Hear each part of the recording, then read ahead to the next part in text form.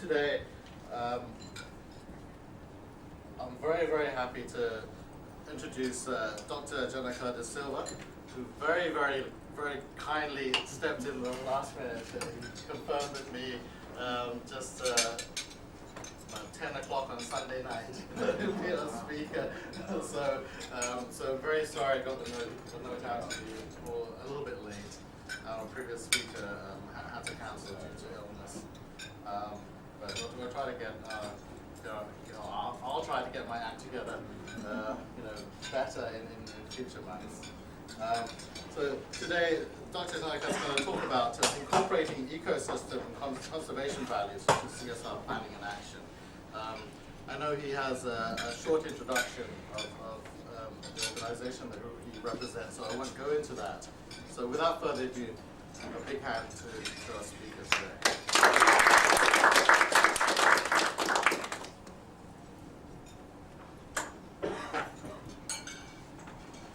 Thank you very much, Nick, for offering me the opportunity to address net impact today. I always look upon these opportunities as very useful, particularly coming from the conservation arena, where we do not interact as much as we would like with the private sector, and this really offers us an opportunity to create that dialogue. So even though it was a last-minute action, this is very high on our own priorities, so I welcome this opportunity.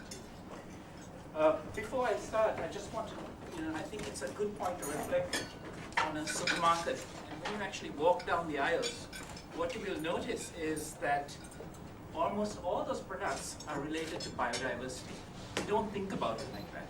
We think about it as our eggs and our butter and our flour. But really, biodiversity is very much at the heart and center of how we live. It exists in the medicines we use, it exists in the new technologies that are coming out, and yet somehow when we talk about conservation and ecosystems, it gets pushed off on the side. It's treated as something special and very not central to the way we live. Coming from a conservation point of view, really we have changed a little bit, or I should say substantially, from being one that was once a very focused thing on just preservation, looking after species, and not really taking or paying attention to the human element. And over the years, this has changed quite substantially, and actually poverty has come into the field of the conservation arena quite substantially. And with that has also come the realization that really, if you look towards improving the well-being of people, you cannot ignore economic development. It plays a central role in the system of improving the livelihoods and well-being of people. And so there's that really a need to look at the balance. How do we balance the needs of the natural system to maintain it and sustain it, recognizing at the same time that we do need development, we do need many of the things that we consider as very important in improving our lives.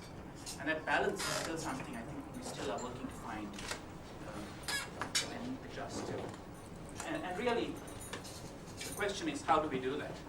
And I think one of the basic things is actually bringing in good knowledge, good science, and then also involving a multitude and a diverse set of stakeholders, whether they be from the private sector, communities, government, scientists. So these are some of the central themes really that you'll see reflected as we talk about, or when I present this presentation today. Very briefly, the presentation will be in two parts really. The first three will relate to more of what I'm going to talk. But I would like to start with an introduction of IUCN. IUCN is the International Union for the Conservation of Nature. Interestingly, it is the largest conservation organization in the world, and it has a very complex structure. It's globally distributed. But I would also have to say, as a member of IUCN, it's also probably one of the least well-known organizations. I mean, if you know the conservation arena fairly well, WWF, for example, comes to mind. An interesting fact that you might not be aware of really is that WWF started originally as the fundraising arm of IUCN. It became so successful, it spun off and became its own organization. But today, WWF and many other organizations are part of this membership that forms IUCN. So what is our mission? It's very simply to influence, encourage, and assist societies essentially to conserve the integrity and diversity of nature, and really to try and ensure the equitable and sustainable use of those resources. And this is really sort of the center of our organization. It's a somewhat complex organization. It's quite difficult to describe. It actually formed at the same time the United Nations formed soon after the war, in 1948 it was formed. But the thinkers at that time actually structured it somewhat differently from the traditional UN system. It created essentially a membership organization that not just included state members, but also included non-governmental organizations. And this was somewhat different from the other UN systems that started off. So it's not part of the United Nations. It has a slightly different form totally. The core of it is our membership, which actually consists of state members. So for example, the government of Thailand is a member of IUCN and represented by the Department of National Parks. In many countries, you also have government agencies who are members. And then you also have, by large amounts, non-governmental organizations. And these can include the big ones like WWF, Conservation International, Greenpeace at one end. And then you'll come right down to small national NGOs. And a good example here in Thailand might be the Janaka Foundation that does a lot of very good work for conservation. The other component, which is down here, is really our commission members. And our commissions, which form 6 commissions on species, protected area, education, law, environmental law, ecosystem management, and economics and social policy. Essentially is a very intriguing group of 11,000 volunteer scientists. And essentially they contribute their knowledge and time to these commissions. And they feed into the whole IUCN system. And then me and Radha are actually part of the IUCN Secretariat. And the entire Secretariat's about 1,000 staff distributed globally. And what we do is basically try to bring these 3 pieces to work together to deliver IUCN's mission. Here in Asia, which is actually one of the largest regions of IUCN, our span extends from Afghanistan right down to the south of Indonesia and then Japan in the east. But it is only in the dark green countries that we actually have country representation at the secretariat level. For example, in Japan, though, we have a very large body of commission members who actually operate there. It's fairly diverse, with about 18 nationalities in total, with 93% of our regional staff coming from the region. And here in Bangkok is actually the headquarters, the regional headquarters of the IUCN officers that manages the entire region. So what really are our key strengths? For those of you who might not be aware, if you're not in, is really the IUCN Red List. And this is actually one of our flagship products. Essentially, it is a mechanism and a system to evaluate the status and situation of all different types of species globally and classifying them into their status, whether they're extinct, threatened, vulnerable, or not problems. And these are quite important in making decisions on conservation-related elements. We also support many of the environmental-related conventions. For example, the Convention of Biological Diversity, the Convention of Migratory Species, RAMSA, which is a wetland convention, and CITES. And these are essentially intergovernmental conventions that deal with specific issues. And then finally, I think one of the areas that we work very much closely is in the environmental governance.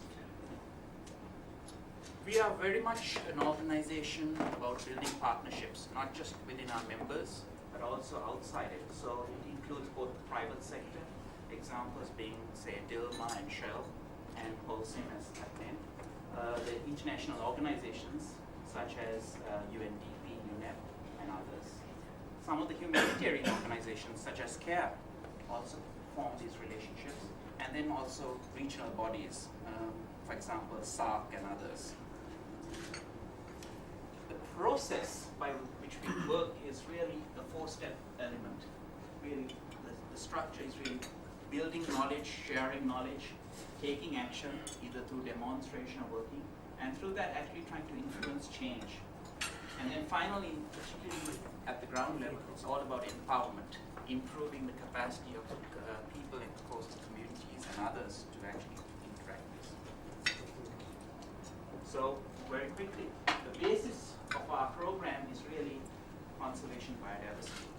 But we have actually four elements that cross-cut these and are built on that. One is obviously in the climate change area, energy, human managing ecosystems of human well-being, and that's really talking about the social element, making sure that we're taking into account poverty and other issues. And one that is very relevant for you here today is actually greening the economy. And that's a new area that we have just put into our program recently, because this was not something that we traditionally did. This program of work was just adopted at Barcelona last October. And so very much our focus area in the past has been predominantly in those traditional areas of forests, water, wetland, different areas. But we are actually recognizing, very importantly, the need to interact and work on issues such as climate change, private sector engagement, and other elements such as disaster risk reduction. And our entry point is very much in terms of the biodiversity elements and the conservation elements, not trying to do what you can, but trying to change practices and get those biodiversity elements adapted and used in an appropriate fashion. So moving now on to the main part of this talk, really I want to give you a very quick rundown on some definitions of what we mean by an ecosystem. And if you look in the dictionary, you'll find a number of different elements, but really, basically, an ecosystem is a complex set of relationships of living organisms functioning as a unit and interacting with their physical environment. And I think the important thing to realize here when we think of living organisms is that we usually think of specific species, whether they be a bird or a frog or a crocodile or but really humans are a very important part of that ecosystem too. And recognizing and building that into this whole element of the interactions is really quite important.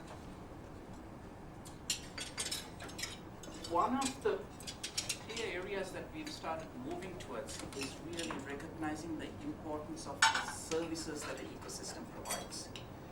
In a business environment, you really look at profit motives and also other elements of, is it financially sustainable, does it make sense?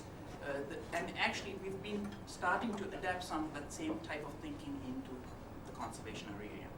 And one of the important things that we've started really recognizing, and this has been brought up by the Millennium Ecosystem Assessment that was done, was really that ecosystem services are there as the natural processes by which ecosystems and the species that make up, sustain, and fulfill human life. And basically, we're talking about the benefits that we as human beings obtain from the ecosystem. And this is a somewhat complex graph, but I think it's quite important to describe. It's from the Millennium Ecosystem Assessment. If you do have time to go on the web, it's certainly well worth a read. And really what it shows is really, you can look at ecosystem services as four parts. Those supporting services that you get from an ecosystem, things like soil formation, primary production, which is essentially the basics of all our growth and element, nutrient cycling. Then we also have the provisioning services, such as food, fresh water, the regulatory services, flood regulation, disease regulation, water purification. These are all elements that the ecosystem actually provides, and that's a value that we frequently tend not to capture later. And then of course the third part is the cultural elements, the aesthetic values, spiritual, educational values, and even the recreational functions. I think many of you who are in the tourism sector will realize the close link between having a good and healthy ecosystem in relation to providing the benefits from the industry really are very, very important. So for example, a classic example might be good protected area management, actually having healthy reefs, healthy, well-managed coral ecosystems can actually provide a better benefit for other stakeholders, particularly for the tourism sector. The linkages between these and what we think of as the constituents of well-being or human well-being vary. They're not all at the same level, they're not all directly related, but they include things like security, the basic materials we need for good, healthy life living, things like sufficient livelihoods, nutritious food, shelter, health, how we feel, good social relations. And this is another element that we've actually, from a conservation point, really started to take more effort and attention to, something that in the past we really didn't look at very well. And then finally, really, things like the freedom of choice for action. And so you are seeing, certainly from our end, a push towards a more holistic view to look at how people deal with what we think of as our core areas. And this is an important change and a shift that's occurring. And this is really why I'm here today, to make those links and connections, because we think this is really an extremely important element. I want to flash this up because this was the assessment, the other element of looking at how these services are performing as of 2005. And if you look at the arrows, the green arrows signifying essentially that the situation is improving, or black arrows signifying degradation. And you will see that really, at a global level at least, our ecosystems are not functioning to their capacity. There's a lot of hard work that we need to do. And this goes back to my theme of why we need to build partnerships to do this more effectively. And it's so essential that we actually somehow bring all these partnerships together and to deliver on this, because in the end it's going to have an impact on all of us.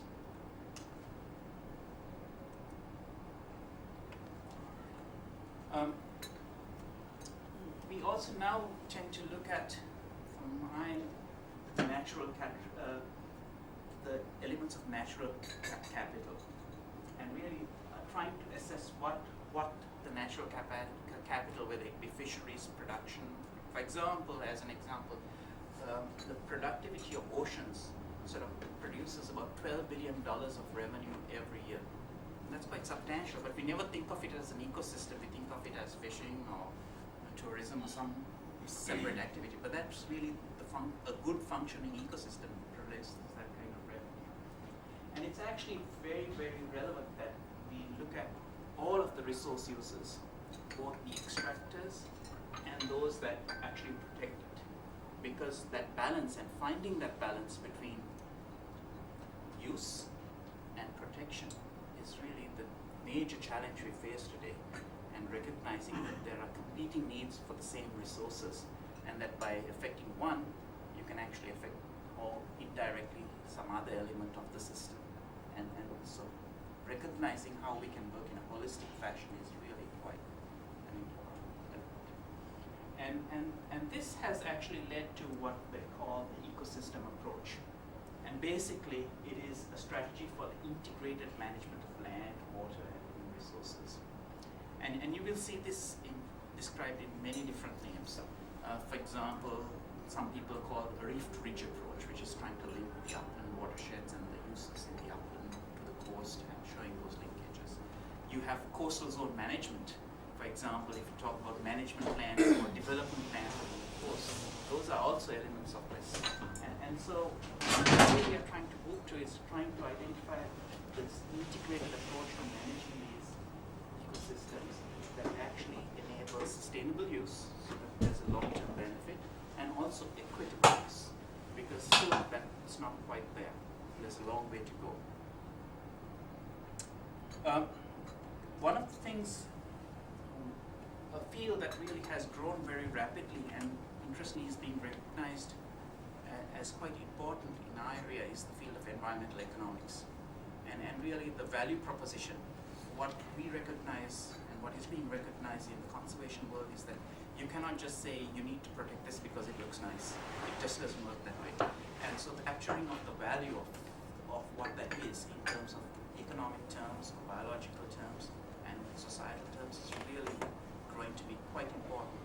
And one of the interesting features we see now actually, such attitudes are even filtering down to the community level, predominantly as an advocacy tool, where communities actually want to know the value of their ecosystems so they can influence their local government to take action, because they can say, you know what, this is worth so many dollars or so many baht per year in terms of fishery livelihoods. So you do this and it's going to destroy that.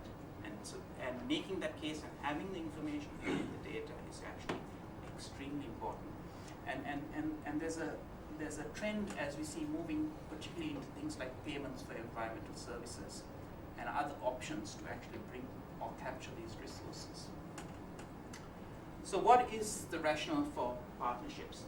Well, I think in a very generic sense, business or the private sector is really an integral part of the ecosystem, and there's a lot of work already going on, and it could be both out of conviction, changes in attitudes, but also in terms of finding new opportunities, particularly in biodiversity products. There's a lot of that going on, and I think I don't need to expand on that in great detail, because but really I think at the end of the line is that from a business perspective, as Bjorn Stinson said at the World Business Council for Sustainable Development, there's a linkage there at the higher level with IUCN's Global Business Biodiversity Program, is really that you cannot succeed in a society that fails.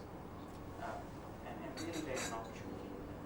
The example on the right actually is something that was recently completed with the Accor group of hotels, which is really looking at the biodiversity elements in hotels and actually coming up with a set of very practical guidelines on how to improve the biodiversity elements in hotels in a very practical way.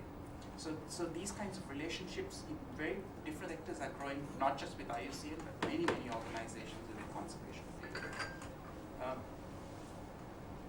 And the need for some of these is really, I guess, four main reasons why maybe we do need to work much more closely with the private sector, business sector as we do.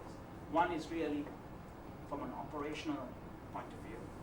Clearly, natural resources are getting scarcer by the year. I mean, if you look at what's happening, for example, with the situation with mining and China's role in trying to make sure that it has the resources, those are actually very interesting and actually very relevant elements from an ecosystem point of view, because those are the natural resources that underpin this whole basis. So as we go into the future, I think the operational needs and actually developing and understanding those linkages are going to be very, very important. And secondly, there are regulatory elements that are coming in. You're seeing things like carbon taxes and others being considered as options to improve. So how do we actually deal with those linkages? Understanding both it from a business point of view and an ecosystem point of view, I believe, quite useful. Reputational, obviously, it can be quite challenging. I think there are quite a few cases, for example, where Greenpeace has been very active in promoting certain kinds of activity, negative actions, you can think, in the shareholder arena, or to change practices. So I'm not taking them out, by the way, I'm just giving that as an example. And the other one is, of course, access to capital. Because really, one of the things that most likely we should be looking at also is actually putting more conditions on, from an environmental perspective, trying to integrate that better into how capital flows into systems. The role of CSR is really extremely important. One of the things, if you look from a conservation point of view, is really getting investments into conservation. And that has traditionally come from sources such as governmental programs, or particularly from donor community, the big donors like CEDA, NORAD from Europe, GTZ, USAID, and you can name them. But as the world has changed, and we're getting more diverse, and really what you're also seeing is where the corporate sector is actually becoming a very important and significant donor into conservation-related actions and activities. It happens here in Thailand. There are many examples of many companies companies have actually extensive corporate social responsibility programs that have actually made substantial contributions to the health of ecosystems. And actually, there could be a variety of reasons for actually for the CSR elements. But one of the things that we really need to do is make sure that we can move towards integrating this in a more holistic and practical way with what is really needed. Because still what we have in many respects is working within certain sectors or groups.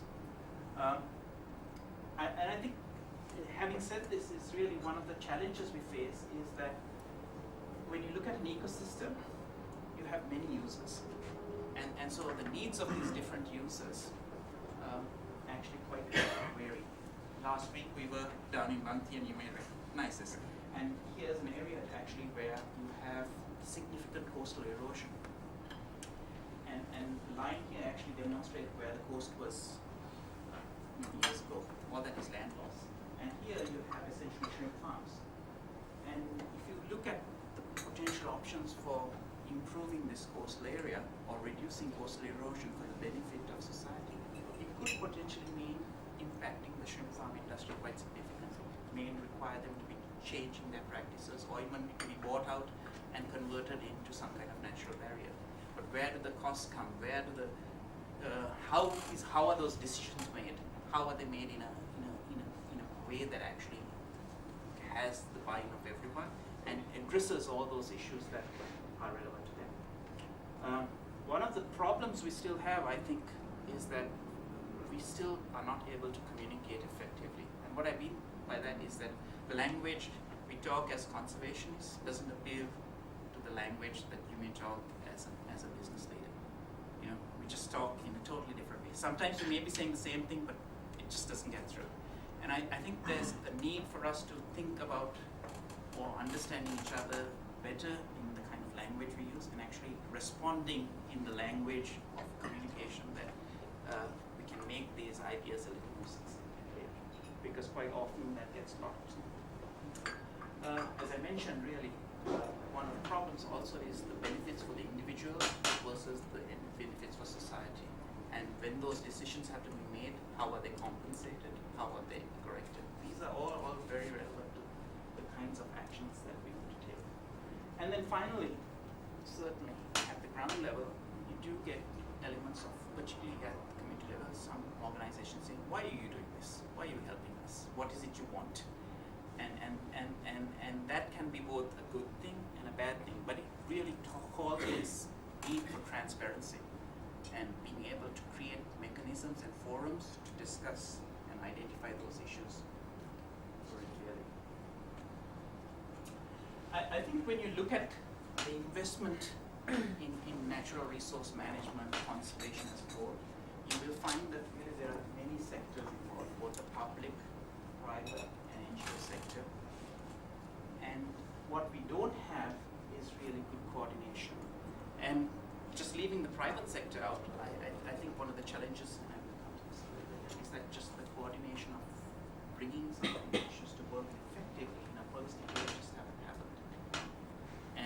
And this is why the organizations such as you, just as a start, the ability to network and share information is really the first step towards bringing about better coordination, because it's about information sharing and understanding and making those connections. And it's really plays it's actually the fabric of making sure that this system works better. So we really need to work towards trying to bring these resources, because they are getting harder. If you take a country like Thailand, that is now a middle income country, you essentially have a situation from what was traditionally here 25 years ago versus say other parts of the world, is that it's no longer considered a country which is eligible for the traditional donor funding.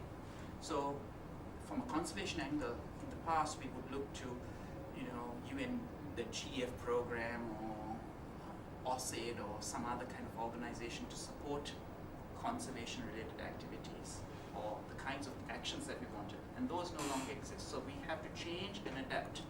And this change is not just to bring funding, because that's not going to solve everything. but it's also changing the way we work, the way we think, and the kinds of things we do, because what may have been needed 20 years ago is not what is needed today. It needs to be looked at slightly differently.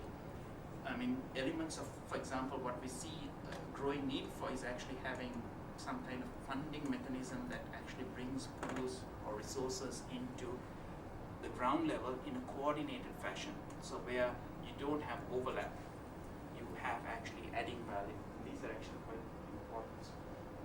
And really you do see a lot of evidence of cooperation, particularly in many of the CSR programs. One I was recently talking to somebody about, and they actually make it a policy that any CSR activity they support actually has to have local government involvement. So it has to actually demonstrate at least 2 different types of partners being part of it. And those are very simple rules or tools that one can use to make sure that you actually encourage coordination and support in a more practical way. I want to highlight mangrovesfuture as an example, because this is something that IUCN together with the UNDP and a number of other organizations began or launched soon after the tsunami, because the tsunami, I think, was a very good example of the lack of coordination from an environmental perspective. You know, there was a substantial amount of resources that came, and this was really in many places an opportunity that doesn't come often. I mean, it was a tragedy, but it also brought in resources, financial resources, in a very substantial way that didn't occur in the past, or until some other major disaster occurs. Not to use disasters as an example. But one of the recognitions we came out of that is that really the lack of coordination, that we bring all these different partnerships together, resulted in a lack of effectiveness at the ground level. And there was a need to actually channel the resources that came right from the global level through some kind of regional structure that got through a structured system right down to the ground level. So MFF really started off as a very interesting partnership that recognized that you needed to bring national governments, some of the key international organizations, the funders, as well as the technical experts such as Veterinary International and to some extent and IUCN, together to work in a more holistic way, you know, to develop a program that was flexible enough to be adapted at national level, but actually contribute to some broader goals. And the interesting element of this is really, if you look at the subtitle, it says really it's all about investing in coastal ecosystems. And this is a trend that really is running through a lot more of what we think about. It's really recognizing we do need to invest in our ecosystems.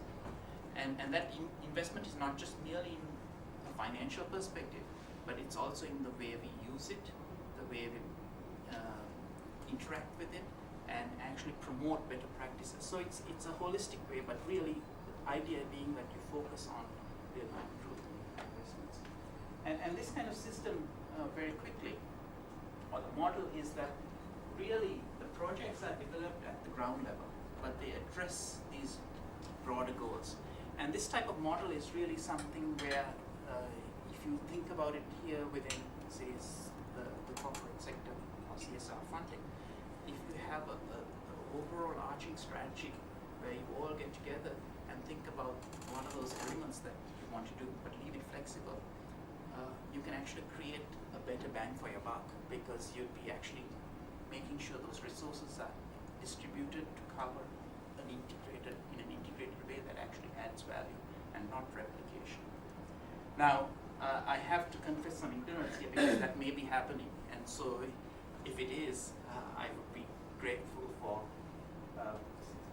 And I think one of the things as we move forward really is the first key step to get there is really all about relationship building. And this deals with actually talking to each other, understanding concerns and benefits and other kinds of linkages, and then using that actually to move forward.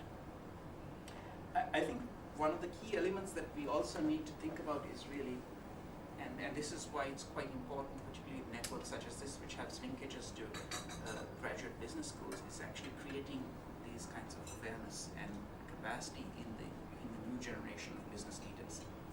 And it's not to say that you need to be a green businessman, or you may or may not be, but I think it is quite imperative that everyone has an awareness of these issues and actually can be able to understand them, because they are quite complex, and sometimes as scientists we end up talking in jargon, and that confuses a lot of people. We still have an inability to simplify the way we talk. So actually making those linkages are really quite important.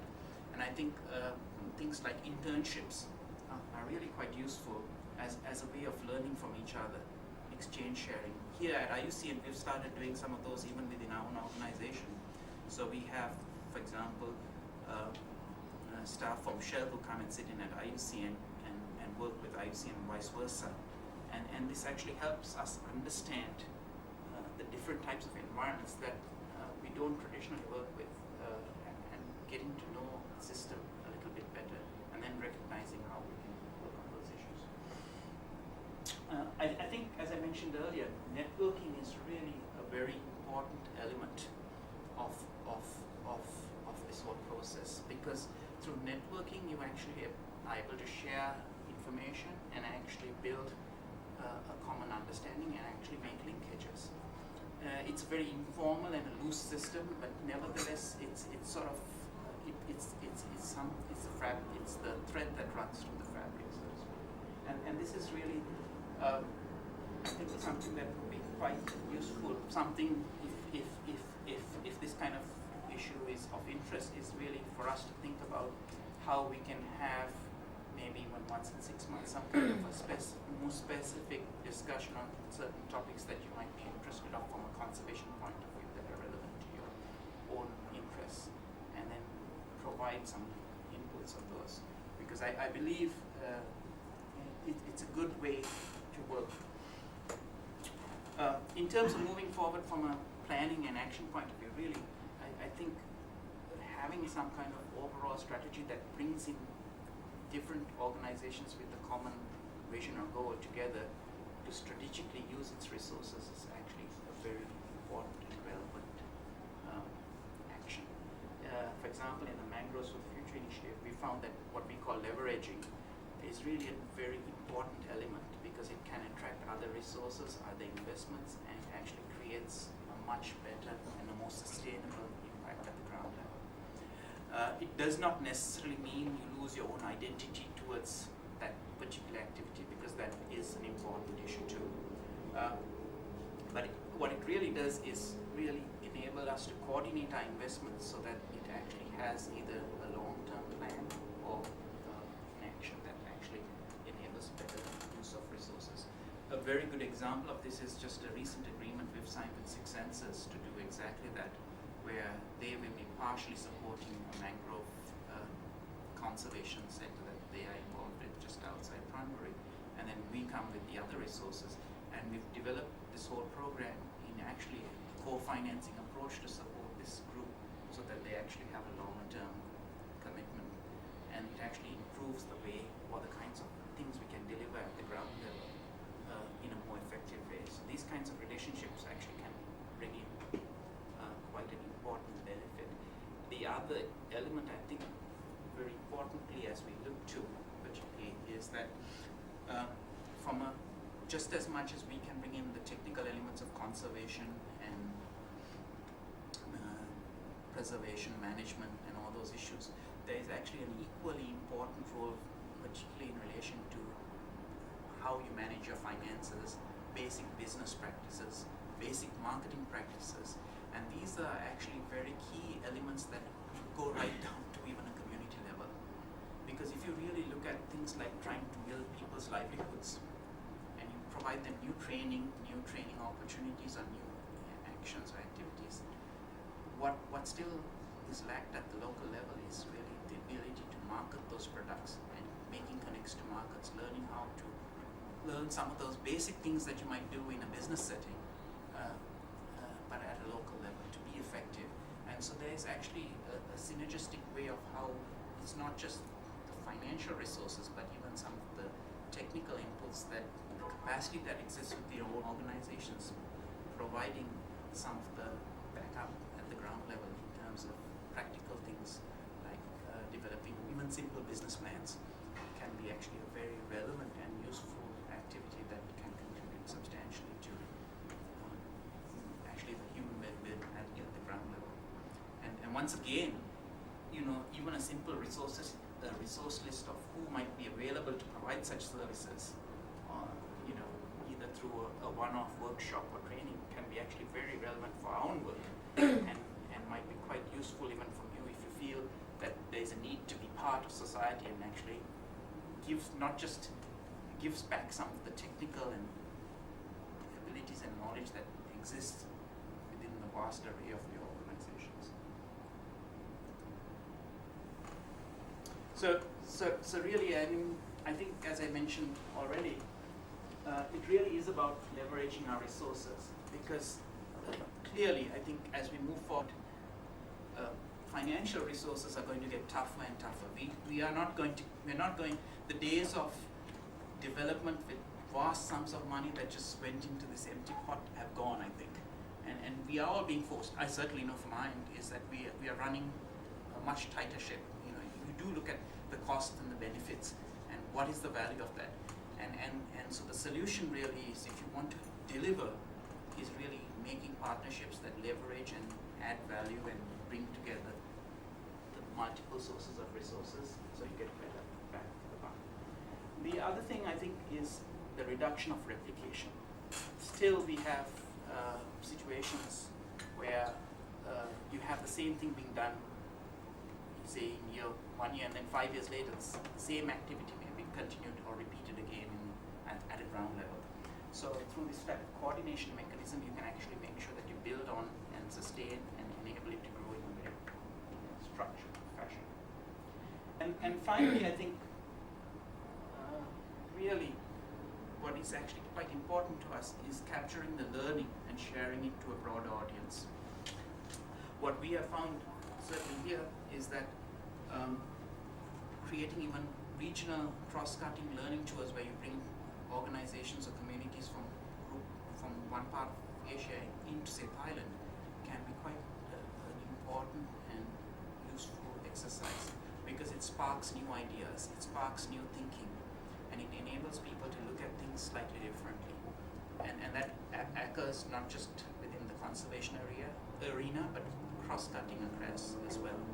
And I think as we look forward towards these new relationships, particularly with the economy, in terms of the business environment, and as well as the energy sector, these are going to be actually very important elements that we look forward, I think are going to be quite important. The other approach, I think, really, that we feel we should be looking at more is linking both to what are required at a national level in terms of national development priorities, but actually putting those resources at the ground level.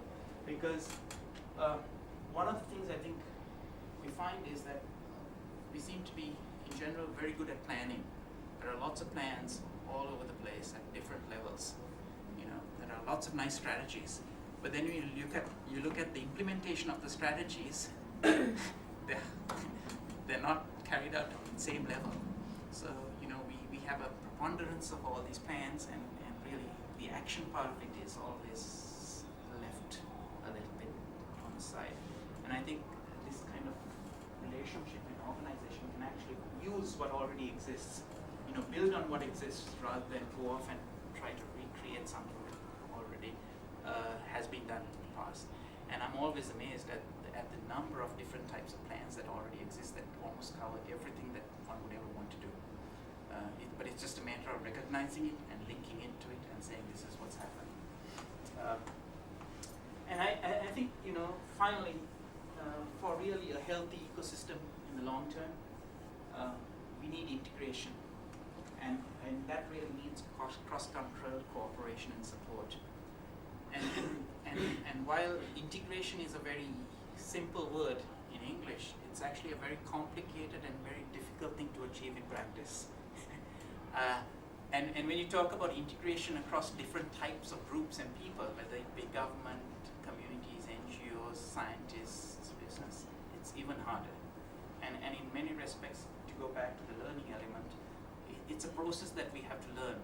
So it's not something that we have a panacea already arranged that we can just come and say, here's how you do it.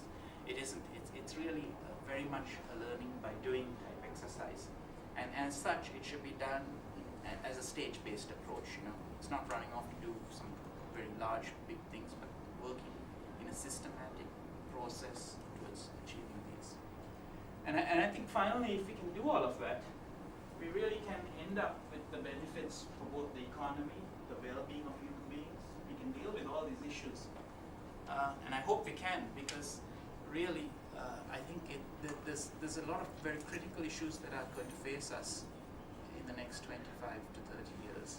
And if we don't work in a more cooperative way, in a way that actually can make change significantly, we are all going to pay the price for what doesn't happen. Thank you.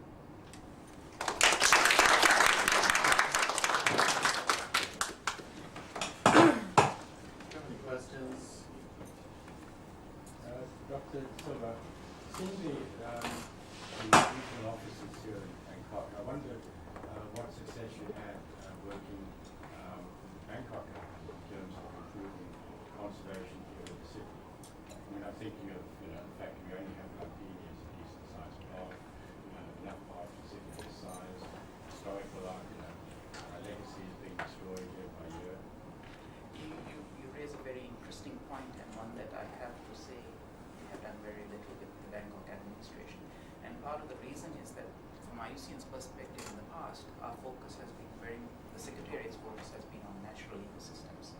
But having said that, as I mentioned earlier, IUCN is more than the Secretariat. So our membership, for example, the Thailand Environmental Institute, who's one of our IUCN members, is extremely active in the Bangkok metropolitan area. And I know Radha has been keeping tabs on some of the visioning process that is going on. Really, one of the key elements as we see for the future most likely is the impact of climate change. As you know, Bangkok is scheduled to be one of the major cities that are affected. And I think where you can bring in the idea of green areas, both from a protection function as well as improving these things, can be a very potentially interesting entry point. But having said that, I would have to say that internally the issue, IUCN's implications on the Secretariat have been so far relatively minimal in this area. But it's one that we are growing up as part of the Sustainable Cities program. So this would actually come into our currently the intersessional plan that we're just developing. And we're very happy to tap into that as we go forward.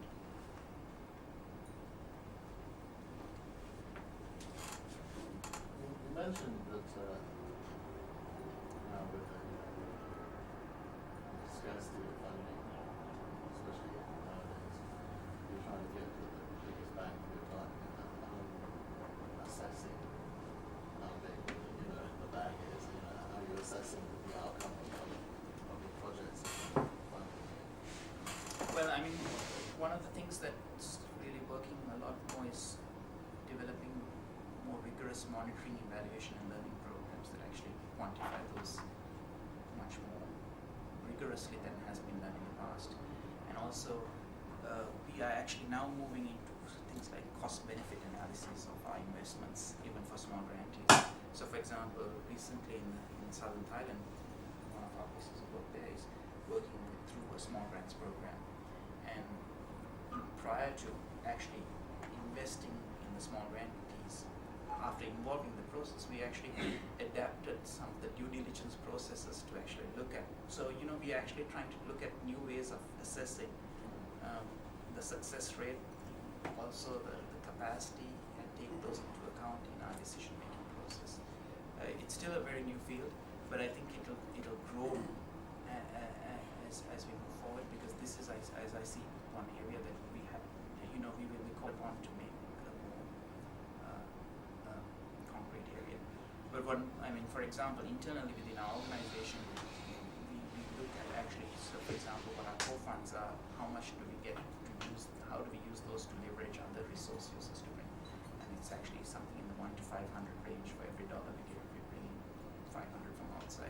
those are very simple ones, but now we actually do monitoring evaluation in terms of outcomes, outputs, but it's really moving to that next stage as we speak, because this really is going to be quite important, as particularly when you try to take some expensive interventions.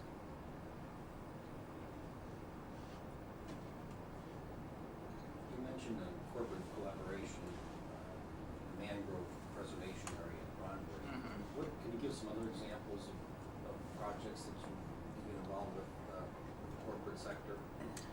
Here in Thailand, interestingly, what I didn't mention is the IUCN Thailand program itself is actually very new, because it actually grew out after the tsunami, so it's relatively new. But what we do have is, for example, up in northern Thailand, we have an agreement with the Plant Tree Today Foundation, where they bring in support to actually put in, and we bring in the investment in creating the infrastructure, so their funds actually go directly into delivering on-ground things. That's a very simple example.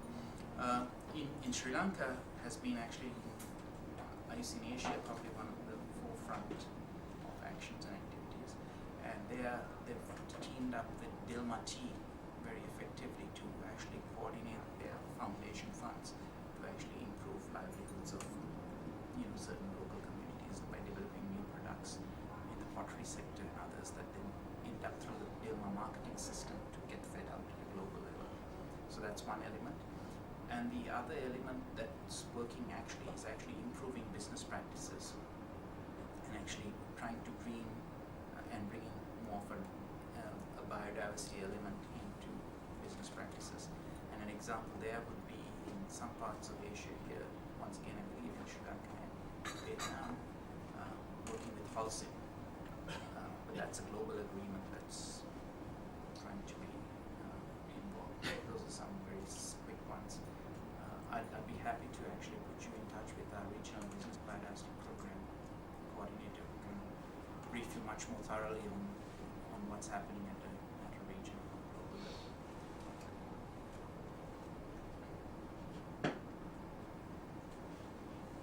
So could you give the recommendations for those companies, the corporates that their core competencies may not be focusing on the environment, and coming from the financial sector, how we can make this kind of practice?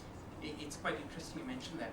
It's not my area of expertise, but IUCN's local business and biodiversity program actually has a report on our website on specifically looking at the financial sector.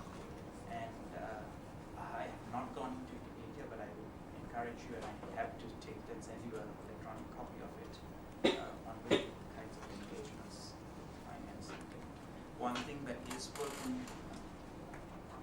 you're talking about internal business practices, right, or external business practices? I think actually the environment item concerns everyone here, Yeah. but for those corporates that have the core businesses really impact or make changes to the environment and society in that way, how You could say with banking, for instance, Yeah. most of our customers say, are you in that? So we will impact by the environment. And, as I'm sure happens in other companies, there are partnerships formed between banks and particular projects where the bank will lend its name to a project by funding other systems. And the benefit comes back to their customers. Even though they have no expertise in plant management, restoration, and anything like that. One of the things that has been quite interesting on the banking sector is that what we've been looking at is actually influencing the financing of what banks finance and how they incorporate environmental safeguards or guidelines into their investments to investors. And one of the projects that actually we're working in conjunction with WWF and the Department of National Parks here in Thailand is where the French AFD is actually bringing out a loan package for 40 billion euros at low interest rates that are going to go through the banking system to influence coastal tourism sectors to actually adapt to green practices, so you actually have access to low interest loans through these facilities, providing you incorporate certain green guidelines into your practices, or you're using it to actually green your enterprise. By say, for example, putting in a better waste management plant or actually incubators and so there are systems that are working in place at that level that we thought of. And what's being discussed at the moment is what are those guidelines? Because one of the issues you have is that, particularly with certification systems, there are a vast number of them, and they all have both advantages and disadvantages. Figuring out what is the appropriate one for each of these specific sectors is something that needs to be done. But that is certainly one area that is an important area potentially for influence and change.